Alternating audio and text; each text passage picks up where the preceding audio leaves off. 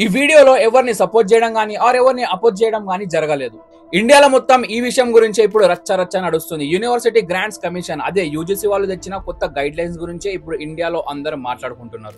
UGC వాళ్ళు తీసుకొచ్చిన ఈ కొత్త గైడ్ లైన్స్ ప్రకారం ఎవరైనా religion, race, caste, sex, place of birth పైన డిస్క్రిమినేషన్ చూపిస్తే వాళ్ళకైతే కఠినంగా శిక్షించాలని చెప్పేసి అయితే ఈ గైడ్ లైన్స్ లో అయితే ఉంది. 13th January 2026 యూజీసీ వాళ్ళ అఫీషియల్ వెబ్సైట్ లో కొత్త గైడ్ లైన్స్ అయితే వచ్చాయి. ఈ గైడ్ లైన్స్ పేరు వచ్చేసి promotion of equity in higher education institutions regulations 2026.